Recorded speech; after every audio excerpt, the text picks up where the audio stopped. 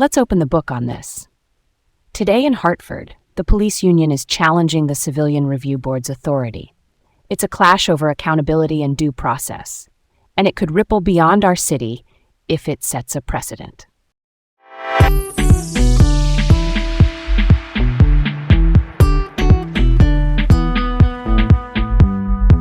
All right, let's set the stage for this one. I'm Garrett. And I'm Leah.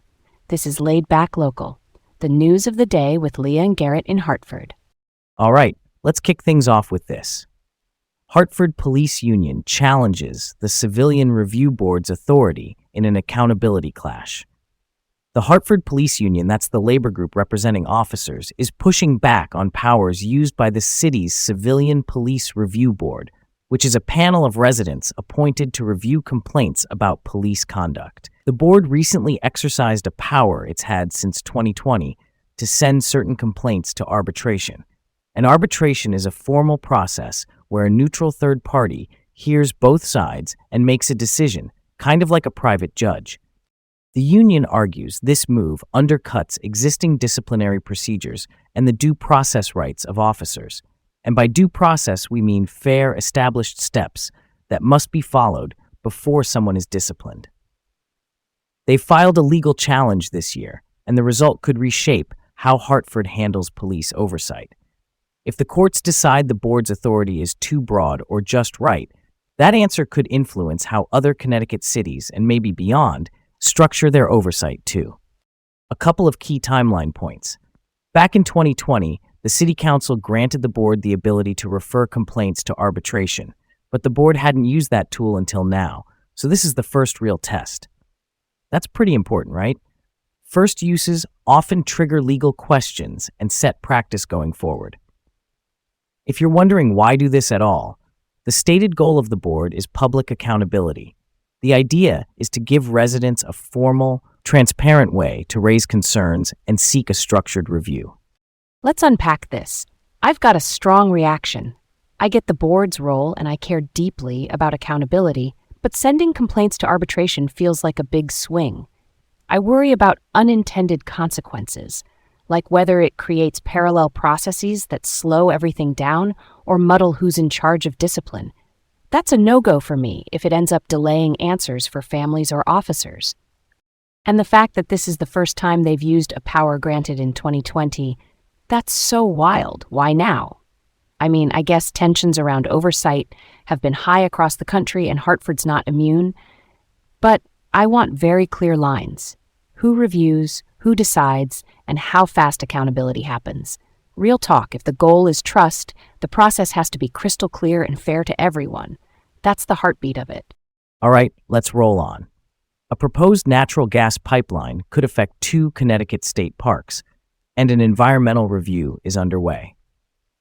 Eversource, which is the state's largest electric and gas utility, has proposed part of what it calls the Southeast Resiliency Project. The goal is to strengthen gas infrastructure so the system is more reliable when things go sideways, like extreme cold snaps or equipment failures. Here's where it gets really interesting. The Connecticut Department of Energy and Environmental Protection, or DEEP for short, is doing what's called an environmental impact evaluation. That's a formal study that looks at possible environmental harm, alternatives to the plan, and ways to reduce damage. 2 state parks could see impacts from the route being considered, and one surprising detail is the line could pass below the Connecticut River, which triggers serious regulatory review because river crossings can affect water quality, wildlife, and erosion.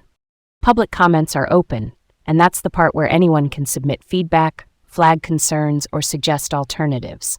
Alternatives could mean shifting the route, changing construction methods, or even scaling parts of the project. The broader picture here is that Connecticut, like the region, is trying to balance infrastructure reliability with environmental protection. It's a push and pull. Keep homes heated and businesses running, but be careful with sensitive habitats and public lands. Positive take from me here. I'm down for resilience upgrades, because when systems fail in winter, it's not just inconvenient, it can be dangerous. If DEEP's evaluation is thorough and that river crossing is engineered to high standards with monitoring, that checks out. The key is mitigation, which is a simple term meaning reducing harm. Things like drilling techniques that avoid disturbing the riverbed, tight spill controls, and restoring any work areas in the parks. Do it right, and you can keep reliability up while keeping the parks protected. Next up, lawmakers push for more transparency in EMS response times. Here's the snapshot. In parts of rural Connecticut, ambulance response can stretch up to 25 minutes, and that's a long wait when seconds matter. So legislators advanced a bill to build a public dashboard.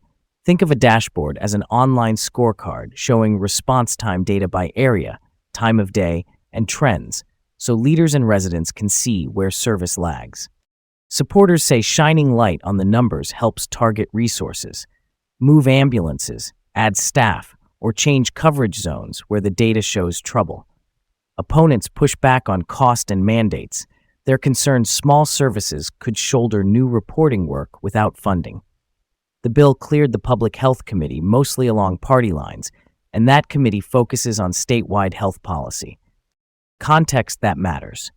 Back in 2020, Connecticut spent about $250,000 on EMS at the state level, which is low compared with many states. And our system leans heavily on volunteers, especially outside cities. That volunteer backbone is admirable, but it can also mean uneven coverage at certain hours. Proponents believe a dashboard can highlight gaps and justify funding or staffing shifts. Opponents question whether a graph on a website alone changes outcomes. That's something to chew on, huh? I'm positive on this one. Transparency is a tool, not a cure, but it's a powerful tool. We know longer response times are linked to worse outcomes, especially for cardiac arrest and strokes. If the dashboard surfaces patterns, like weekends are thin, or a certain zone is consistently slow, then leaders can adjust staffing or coverage times. And because so many departments rely on volunteers, the data could support targeted funding or regional cooperation instead of guesswork. Let's not let this one slide by. Speed here can be life or death. Okay, let's move on. Big housing proposal in Suffield. Developers Jonathan Vosberg and Eric Brown, two names familiar from a Granby project a few years back, want to transform a former lumberyard in Suffield into 250 homes. That's 210 apartments and 40 townhouses. Suffield's a small northern suburb just north of Hartford with a village feel and limited multifamily housing stock. They're asking for a zoning amendment, which is a formal change to local land use rules that would allow more homes per acre than the current rules permit. They're planning traffic and school impact studies, and those studies estimate added cars on key roads and how many students the new homes might bring, so the town can plan for signals, turn lanes, or school capacity. A hearing on the zoning request is set for May 2026. An interesting twist, the site could hold up to about 45 single-family homes under existing rules, but the developers say market demand points to higher density. More homes on the same land can also mean more units that are smaller and possibly more attainable for renters or first-time buyers, depending on pricing. I do have a why. Why push density here versus elsewhere? The answer often comes down to infrastructure. Being near services, jobs, and existing roads can make infill, that's building within already developed areas, more efficient than pushing out to farmland. Still, neighbors will want to see those traffic numbers and any school effects. Totally fair to ask for the details in writing. Positive vibes from me. This tracks with a broader trend toward using land more efficiently. If you can house 250 families where only 45 might have gone, you reduce pressure to pave open space elsewhere. And because these are apartments and townhouses, the footprint per home is smaller, which is a win for infrastructure costs over time. Of course, the devil's in the details. Design, parking management, and safe crossings matter. But as a direction, higher density on a former industrial site. Yeah, that checks out. Last up, a little March Madness history that still hits different. Back on March 1991, the UConn women's basketball team, led by Carrie Bascom, punched their first ever ticket to the Final Four by beating Clemson 60-57.